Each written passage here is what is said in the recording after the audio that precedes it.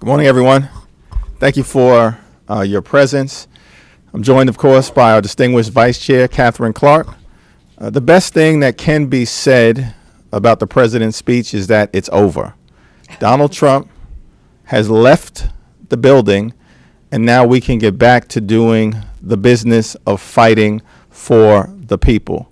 House Democrats have been very clear that we have an agenda that's focused on working families, middle-class folks, senior citizens, the poor, the sick, the afflicted, and veterans. House Democrats have been very clear that we're focused on lowering health care costs, increasing pay for everyday Americans through a real infrastructure plan, and cleaning up corruption and the mess that the other side of the aisle has created. It appears tangentially, based on Donald Trump's speech, that he agrees with parts of the House Democratic agenda, particularly as it relates to lowering health care costs and a real, meaningful, bipartisan infrastructure plan. House Democrats believe that we should lower health care costs, beginning with a focus on driving down the high cost of life-saving prescription drugs. House Democrats want to give Medicare the ability to use its bulk price purchasing power to negotiate lower drug prices on behalf of the American people. House Democrats have a $1 trillion infrastructure plan that we believe will fix our crumbling bridges, roads, tunnels, airports, and mass transportation system, and also create 16 million good-paying jobs. House Democrats are going to continue our focus on kitchen table pocketbook issues. The president briefly talked the talk. Now it's time for us to walk the walk together. House Democrats have an ambitious agenda on lowering health care costs and on a real infrastructure plan, and we look forward to working on these issues in a bipartisan fashion. Let me now yield to our distinguished Vice Chair, Katherine Clark. Thank you, Hakeem, and thank you all for being here. The president certainly covered a lot of ground last night.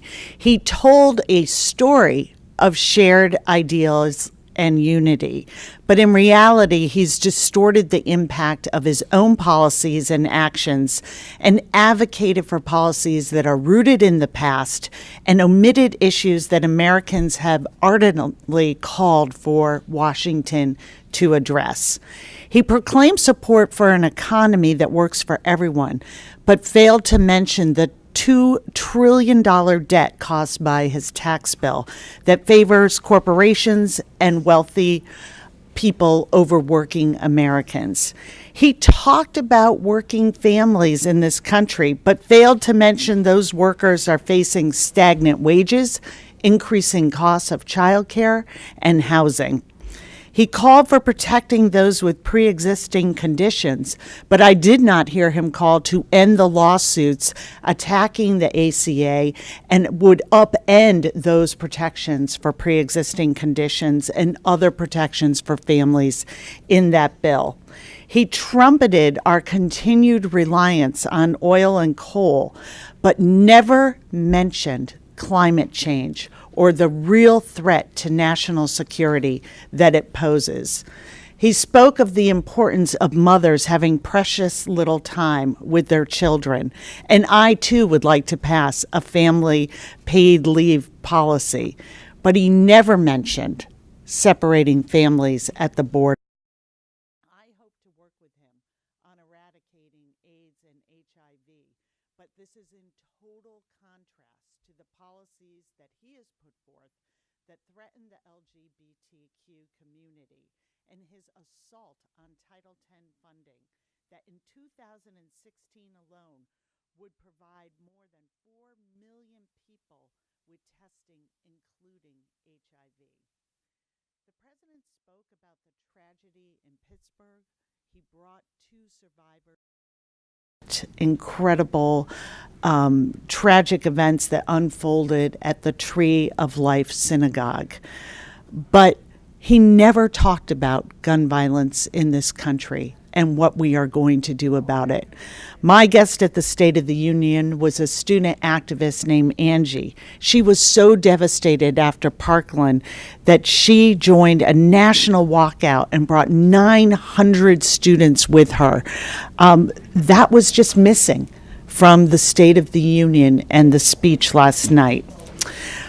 Democrats are moving forward on our For the People agenda, and we will be holding our first hearing on gun violence today, the first one in 8 years. Our message to the president and the American people is clear. Our policies will strengthen all communities and lift up every American, and that is what you should expect from your government and this Congress. So thank you, and we will open it up to questions. Well, I mean, it seemed like a little bit of a mixed message from the president last night, and the big thing on the table now, I think, is still the funding the government and keeping everything moving. Do you have more or less confidence that that process will go through and that the president will accept it? And if not, are you prepared for him to declare an emergency at the border? Well, there's a bipartisan process that's underway that we believe is working well. House Democrats are prepared to support 21st century border security. We've reiterated that and put a robust proposal on the table.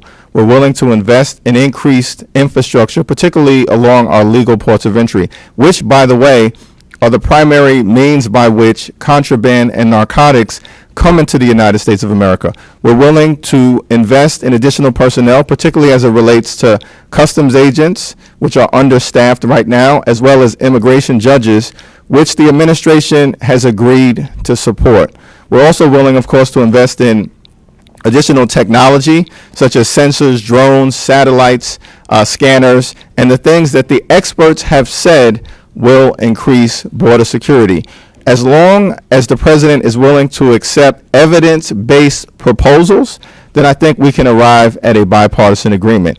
If the president is only interested in funding a reckless political promise with respect to a medieval border wall that will be ineffective in improving our security, then we're going to have an issue. And do you think that there will be able to get to an agreement by the end of next week? Or are you looking at a CR at this point? What do you think is the next likely outcome here? Well, based on the information that has been provided to us by Chairwoman Lowy, the Democrats and the Republicans, the House and the Senate, are working closely together.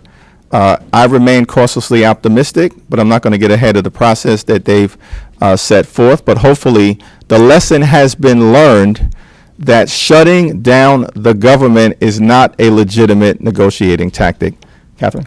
Yeah, I think part of the concern comes from, not from the process that we're undergoing in Congress, which I think is, we are coming together in a bipartisan way to look at what really can improve national security. But when you have the president talking about the Democratic proposals in one part of his speech, you know, strengthening our ports, making sure we have more personnel, using technology, and then he veers off in misinformation about El Paso, that it was one of the most dangerous cities until they built a wall. That is simply not accurate information. But if the president remains committed to data-driven, effective border security measures, I think we will have an agreement. And we're certainly hopeful that the $11 billion hit to our economy from this shutdown is a lesson and an occurrence that this president does not want to repeat. Go across the second row. Thanks. Slightly different topic. One of the other things the president mentioned was investigations and warned against them. And tomorrow, the Ways and Means Committee is going to have a first hearing on his tax returns. Wondering how quickly you think they should be moving on this, and should this be a priority for Democrats? Well, the House is a separate and co-equal branch of government. We have an Article I responsibility to serve as a check and balance on an out-of-control executive branch. We take that Article I constitutional responsibility seriously. We will not be bullied by the President of the United States. The days of the House functioning as a wholly owned subsidiary of the Trump administration are over. That ended on January 3rd. That said, we're not going to overreach. We're not going to over-investigate. We're not going to over-politicize our constitutional responsibilities. The House is going to proceed with restraint, with regular order, and that's why hearings will take place, including the one on exploring taxes related to the president and the vice president before any action is taken. But how quickly do you think that should move? Do you think this should be a major priority to get this happening? Our major priority is lowering healthcare costs, leading with reducing the high price of prescription drugs, a real infrastructure plan, and cleaning up corruption. Mr. Jeffries, you said last week that fencing, if done appropriately, could be part of the solution on the border. But then when the conference committee proposal came out from Democrats, it had zero money for physical barriers of any kind. So did you this week? We have supported enhanced fencing where appropriate in the past. I think that we expect that if the evidence supports the notion for enhanced fencing moving forward, that you will find some bipartisan consensus in that regard. This is sort of a related question, but do you think that that enhanced fencing can only be where fencing already exists, or could that be in new areas of the border that don't currently have fencing? It's not appropriate for me to get out ahead of what the particulars are in terms of the negotiation, because that's a process that has been put in place and we've all agreed to respect it. I think it goes without saying that some sort of physical barrier or medieval border wall from sea to shining sea is outrageous, ridiculous, and is not evidence-based. What we do know about the southwest border is that there are parts that are mountainous terrain and or enveloped by bodies of water, particularly around the Rio Grande Valley. There are parts of the border that are privately owned and would require eminent domain that neither side seems to support at this moment. There are also parts of the border that are sacred Native American land, and it will be wholly inappropriate and perhaps a violation of their sovereignty to try to impose some sort of medieval border wall to fulfill a campaign applause line. Those are just facts. And what we've said is that our approach to border security in totality should be evidence-based. What did you make of the president's comments last night when he said the country is not going to become a socialist country? He appeared to be taking shots at a couple of members who caucus with Democrats, but also a lot of Democrats didn't stand in applause for that. Do you have concerns he's going to paint the party socialist in 2020? The House Democratic Caucus supports a well-regulated free market economy that is also anchored in a robust social safety net, including Social Security and Medicare. We, as House Democrats, support what I would term compassionate capitalism that is based on an emphasis of the well-being of working families, middle-class folks, senior citizens, the poor, the sick, and the afflicted. Donald Trump apparently supports crony capitalism, and Exhibit A is the reckless tax cut where 83% of the benefits went to the wealthiest 1% in the United States of America. We don't support crony capitalism. We do support compassionate capitalism that looks out for everyday Americans. You know, I'd just like to add, one of the things that was really notable that it was missing was there was just the briefest mention of the infrastructure investment. And that is one of the ways that Democrats, and we hope the White House will join us, is looking at creating good jobs and increasing wages by investing in America again and investing in infrastructure. And for the president just to leave that out of his speech, not address that at all, except in the most glancing way, really stood out to me as an omission. Heather? Earlier, Chairman Schiff announced that Cohen's testimony is again postponed, quote, in the interest of the investigation. I think he's supposed to go to prison March 6th. I mean, do you guys, what's your read on that? Do you think he will end up testifying? And is it important that he does testify for House oversight or not? Well, it's not clear to me that he will or he will not testify, I do think that House Democrats are compelled to make sure that all of the information, as appropriate, make it into the public domain so that the American people can decide for themselves, did the Russians attack our democracy with the aid and comfort of members of the Trump campaign? That's a legitimate question, and I think we all have a responsibility to our democratic republic to make sure that we get the answers. Part of that responsibility is going to be to protect the Mueller investigation.